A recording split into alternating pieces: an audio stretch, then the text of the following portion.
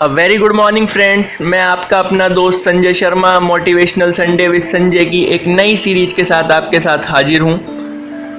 दोस्तों, कल यानी कि 8 अगस्त, कल का दिन मेरी जीवन में एक बहुत ही खास दिन था दोस्तों, क्योंकि कल मैंने अपनी माँ का जन्मदिन सेलिब्रेट किया।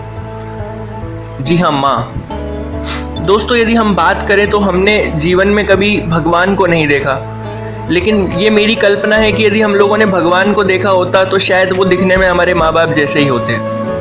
जी हाँ दोस्तों, भगवान भगवान का धरती पर दूसरा रूप हमारे माँ बाप।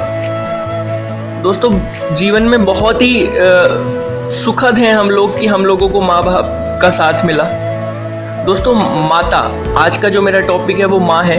यदि मैं माँ के लिए बात करूँ आपसे, तो माँ एक ऐसी सच्ची साथी होती है हमारी जीवन की, जो हमारे लिए जीवन में हमेशा निस्वार्थ भावना के साथ हमारे लिए लगी रहती है, जिसके मन में हमारे प्रति जीवन में कोई द्वेष नहीं होता, किसी तरह की कोई गलत भावना नहीं होती। वो निस्वार्थ भावना से हमारे लिए लगी रहती है, हमेशा हमारे सुख के लिए सोचती है। यदि हमारे जीवन में हल्की सी भी कठिनाई आती है तो शायद सबसे ज़्यादा व्याकुल हमारी माँ ही होती है। दोस्तों, माँ का साथ जीवन में होना हमारे जीवन का सबसे सुखद लम्हा होता है। दोस्तों, वो लोग बहुत लकी होते हैं जिनको एक लंबे समय तक माँ का साथ मिलता है, क्योंकि जीवन में किसी भी इंसान का साथ जीवन पर्यंत हमको नहीं मिल सकता, लेकिन जितना लंबा समय हम माँ बाप के साथ गुजारते हैं वो हमारे जीवन का सबसे सुखद क्षण होते हैं। दोस्तों, माँ जो है वो किस्मत से मिलने वाला शब्द है। दोस्तों, माँ एक पुण्य है। आप जीवन में हर चीज़ को खरीद सकते हो। दोस्तों, आप हर चीज़ को खरीद सकते हो, खरीद नहीं सकते तो आप चाहे तो सेलेक्ट कर सकते हैं। आप जीवन में कोई भी सामान अपनी इच्छा के अनुसार खरीद सकते हो। आप दोस्त अपनी इच्छा के अनुसार बना सकते हो। आप पत्नी भी खुद सेलेक्ट करते हो। जब आपकी शादी होती है तो उससे पहले लड़की को सेलेक्ट किया जाता है, लेकिन माँ बाप पुण्य है। दोस्तों, यदि हम बात करें तो आप इनको सेलेक्ट नहीं कर सकते, ये ऊपर वाला हमारे लिए बना के भेजता है, ये हमारे लिए पुण्य है। दोस्तों, तो माँ को समझाने के लिए मैं आपके साथ एक छोटी सी कहानी लेकर आया हूँ आप लोगों के लिए। दोस्तों, एक बच्चा था, उसकी एक माँ थी। बचपन से वो बच्चा जो था वो अपनी माँ से बहुत प्रेम करता था। यदि हम बात करें तो उसकी माँ जो थी वो उसके एक आँख नहीं थी, वो एक आँख से अंधी थी, जिसकी वजह से वो दिखने में इतनी अच्छी नहीं दिखाई देती थी। धीरे धीरे जब बच्चा समझदार होने लगा, जब वो स्कूल जाने लगा, तो स्कूल में उसके फ्रेंड्स उसे इस बात से चिढ़ाने लगे कि उसकी माँ सुंदर नहीं है, वो एक आँख से अंधी है।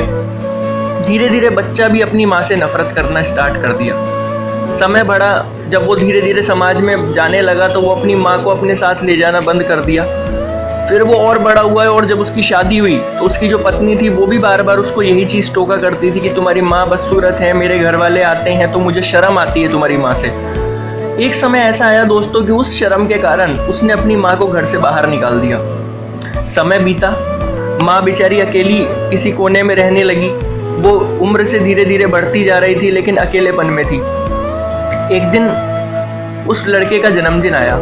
माँ इस चीज़ को भूली नहीं थी। माँ उस बच्चे के पास गई, रात को एक खत लेकर गई और एक फूल लेके गई। माँ ने उस बच्चे का गेट खटखटाया और उस बच्चे को एक फूल और साथ में अपना वो खत देकर वापस लौट गई। जब उस खत को उस लड़के ने खोला तो उस खत में लिखा हुआ था कि जन्मदिन की हार्दिक शुभकामनाएं मेरे बेटे। मैं आपको बताना चाहती हूँ कि आप हमेशा से मेरी एक कमी की वजह से परेशान रहे। आपने मुझसे दूर रहने का निर्णय किया। उसका कारण था कि मैं आँख से देख नहीं सकती, मैं एक आँख से अंधी हूँ और दिखने में बदसूरत लगती हूँ, जिसकी वजह से समाज में आप अपनी प्रतिष्ठा को कम महसूस करते हैं। लेकिन मैं आपको बताना चाहती हूँ कि बचपन में एक बार आप जब बिस्तर पे खेल रहे थे तो आप बिस्तर से नीचे गिर गए, और नीचे गिरते समय आपकी आँख में चोट लगी।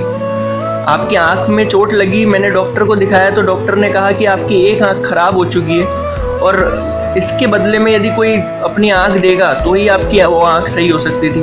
मैंने बिना कुछ सोचे समझे अपनी एक आँख आपको दे दी ताकि आप अच्छे से जीवन में देख सको।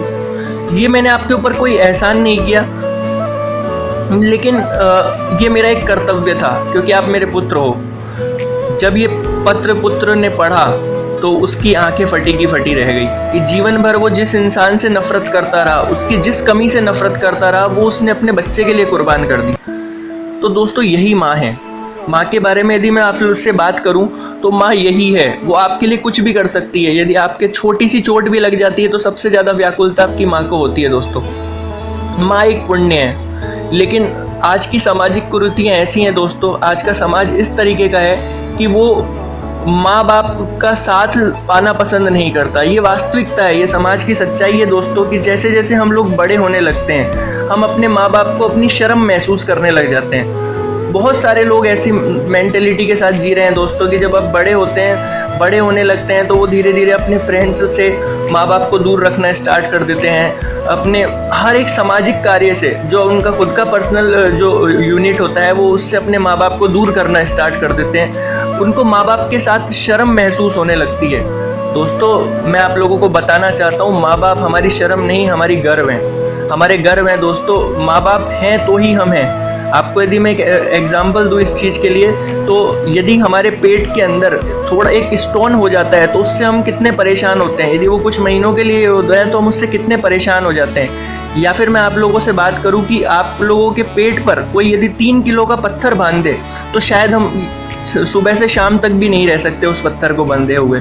तो सोच के देखिए, एक 3 किलो का बच्चा जो हमारे जो एक माँ के पेट के अंदर 9 महीने तक रहता है और लात भी मारता है, हाथ भी मारता है, हर तरह के क्रियाकलाप करता है, फिर भी इन सारे कष्टों को सहती हुई वो माँ उस बच्चे को अपने साथ हमेशा रखती है, उसको अच्छे से अपनी जिम्मेदारी निभाते हुए पालती है। और 9 महीने बाद भी जब वो बच्चा पैदा हो जाता है तो होने के बाद का भी जो समय होता है वो माँ के लिए बहुत कठिन होता है दोस्तों। बच्चा रात को 2 बजे सो के उठ जाता है, सुबह 5 बजे सो के उठ जाता है, तो माँ अपनी नींद को त्याग कर उस बच्चे का पालन पोषण करती है।